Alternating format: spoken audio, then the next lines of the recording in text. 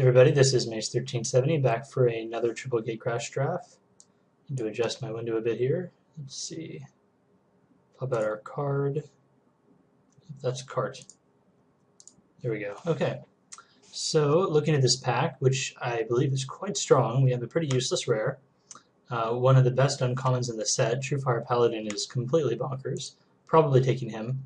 Bane Alley Broker is pretty good, but isn't something I would really first pick here. Kingpin's Pet, very solid. Devour Flesh, good as well. Cloudfin Raptor is one of my favorite first picks. Skinbrand Goblin, also quite good. Salt Griffin is solid, but I think it kind of pales in comparison to everything else. Truefire Paladin, I think, is the most powerful card in the pack, so we're just going to take it. And I think it's so much stronger than Cloudfin Raptor that it's worth taking, even though it makes this a little more inflexible. One of the reasons why I like taking Cloudfin Raptor first is it just opens you, like, it's amazing in both Simic and Dimir. And it can go in either of them. Any blue deck will take it. Kingpin's Pet, very good as well, but it limits you more. Okay, well, we got past a Sky Knight Legionnaire, so that's a pretty easy second pick for us. Our other options are Odrin Veteran and Angelic Edict. I guess Active Treason technically as well. Between these, I mean, Sky Knight Legionnaire is, again, obviously the pick, but between these other ones, I guess if the Legionnaire wasn't here, I don't know if I would even take any of them. Maybe the Angelic Edict. It's just kind of, I don't know, like, I really don't like going Boros. I feel like you have to kind of, I don't want to say get lucky, but it tends to be overdrafted, and so you can get cut even if you read the signals as well as possible. Sprite's very good. Devour Flesh again. Ivy Lane Denizen, one of the better green commons.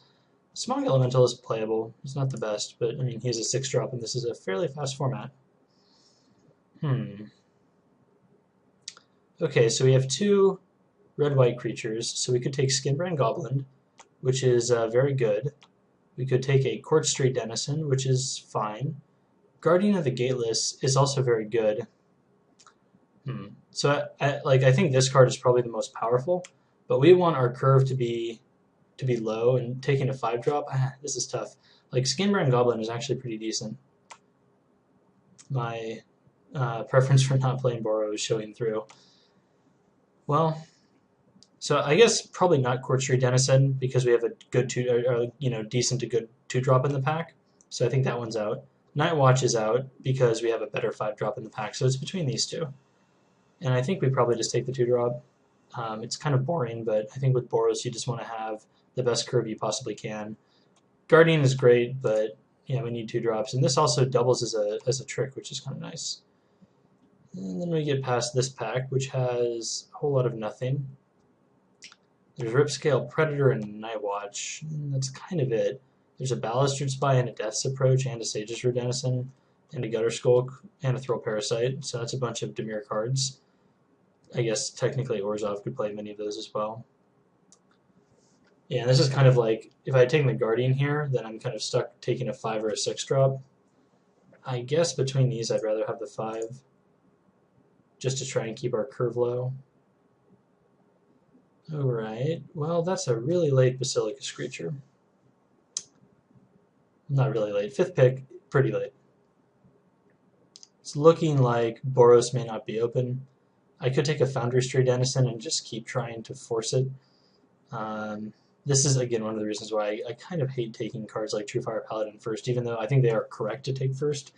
I just feel like I'm setting myself up for disappointment because it's just not that common for our colors to be open. I could just take Massive Raid here. It's that or Foundry Street Denizen. I mean, we have three red cards, so Foundry Street Denizen might be the pick, actually. Yeah, alright, we'll take it. And continue this nonsense. More awesome Dimir cards. Active Treason, I guess we're taking that. Yep, shipping more awesome Dimir. And continuing to force, so we'll take Nav Squad Commandos. Nothing here at all for us. We'll counterdraft Hands of Binding. So it's pretty obvious that Boros is not open, but I guess I'm going to try to do it anyways. I guess Riot Gear is fine. Yeah, we're not playing anything else here, so we'll take the Riot Gear. Devour Flesh Wheel, that's depressing. Yeah, I guess we'll counterdraft it and take another Night's Watch. Yuck.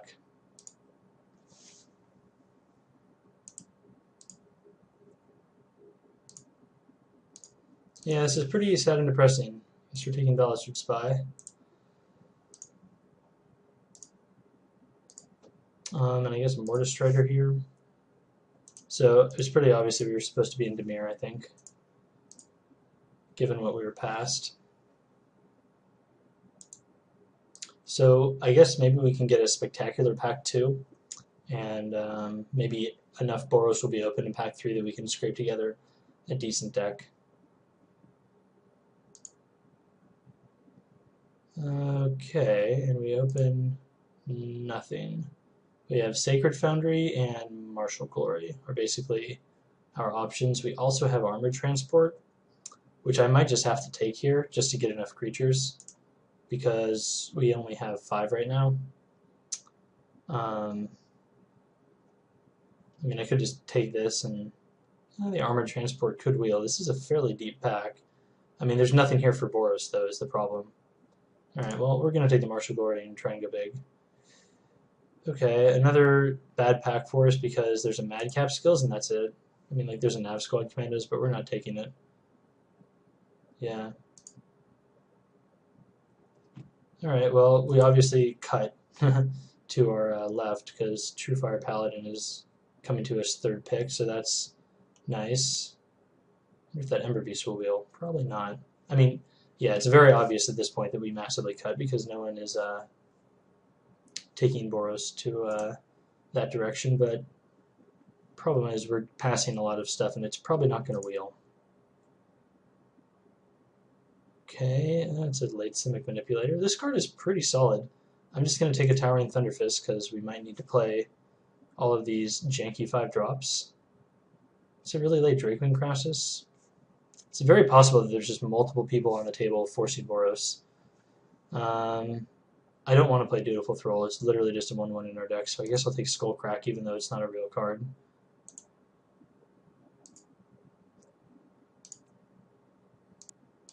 I would like to take Righteous Charge, but we're just so low on creatures, I'm going to take Foundry's Tree Denizen. And I guess the 4/4.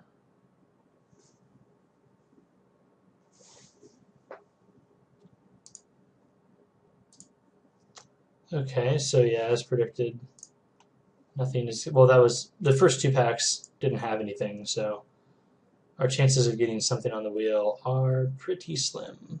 Theoretically, I could play back an Apparition, so I'm going to take it here. Here I will counterdraft a Simic Charm.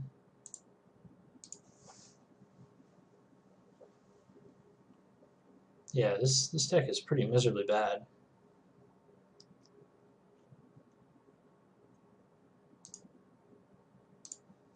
Alright, I guess I could theoretically play this as well, so we'll take it. Take that. Sure.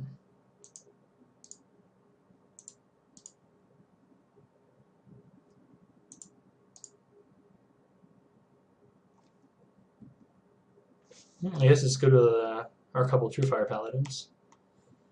Alright, Signal of the Clans, not really a card we can take. 1000 Lashes. Once again, we've opened a bunch of awesome cards for everybody else but ourselves. We will take an Ember Beast.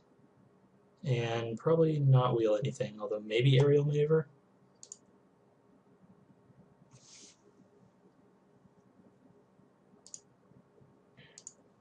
Okay, well, at least we got another 2-drop here. There's a Skinbrand Goblin. Again, I don't think any of these cards are going to wheel. It'd be pretty sweet if Salt Griffin did. There's the Alms Beast for a Boros player. And then there's a 2-drop and a Pit Fight for maybe a Boros. So we might get it back. We'll see. It's a possibility. Okay, so between Court Street Denizen and Warmind Infantry, we don't have that many white creatures. We have the 2 Night Watches, but it looks like most of our deck is red, so I'm going to take the Warmind Infantry here. Be good if we wield the Armored Transport, but probably unlikely. Alright, so Ripscale Predator versus Active Treason versus Massive Raid. We don't have that many creatures, so I think this is out. I guess this could help us Mize wins. We have like so many 5-drops. I don't think we need another expensive creature, so I guess I'm taking an active treason here. Alright, well this pack is going better. Maybe pack 1 just didn't have very much, or maybe we caught it hard enough that someone that was in kind of like, you know, jumped out. Boros Elite versus Syndic of Ties. Probably Syndic. We have a couple 1-drops, and I don't know if we really have enough, you know, of a curve here to assemble Battalion, you know, reasonably. So I'm gonna take the Syndic. He gives us like a teeny bit of reach at least. Alright, this is more what I was expecting to happen. Complete miss. So I guess, yeah, this is a pretty bad pack though for everyone, at least what's left. We don't have any guild gates, so taking this is probably not going to do anything, but I don't really care too much about the other stuff. Yeah, Hellraiser Goblin I don't think is going to make the cut. We'll take a Zerichi Tiger though. So another Zerichi Tiger or a Court Street Denizen. We have the double Night Watches, so that's something. We have like 2 Truefire Paladins and some other stuff. So then again, for curve purposes, we only have 1 4-mana spell. I do kind of like the interaction of Court Street Denizen with Night Watch, though. That seems kind of cute. Now I'm going to take the Zerichi Tiger. I think that's probably going to be better for us. Alright, the Armored Transport did not wheel. Kind of a bummer. Take a counterspell. Hey, we got the Assault Griffin. Cool. Scatter Arc, Naturalize, yeah. I don't really care about any of these. I guess Scatter Arc. And sure, Shielded Passage, we might end up playing it. I guess the Aerial Maneuver didn't even wheel. So it looks like we were able to put together 23 playables here. Barely. Yeah, like I said, I'm just not a fan of Boros. I know they're supposed to be the strongest guild and all, but like people are just so biased to taking them that it feels like you have to fight tooth and nail. Like we got a few really awesome cards here. I think that was mostly luck, but other than that, it was a pretty miserable draft.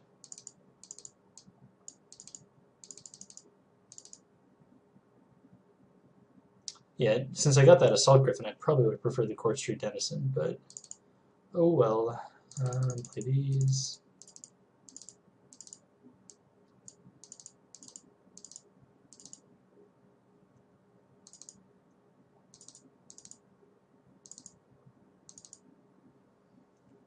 Okay, so we need to put in 2 more cards. What are they going to be? Could be like a Towering Thunderfist, a Riot Gear. I don't know about Immortal Servitude. We have 5 2-drop creatures. Yeah, that's not that exciting.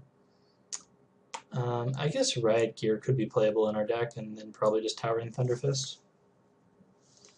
Okay, so I don't really know like which of these 5-drops is really better than any other. We don't have the Denizen, the White Denizen, so you know playing all the Night Watches may not be necessary.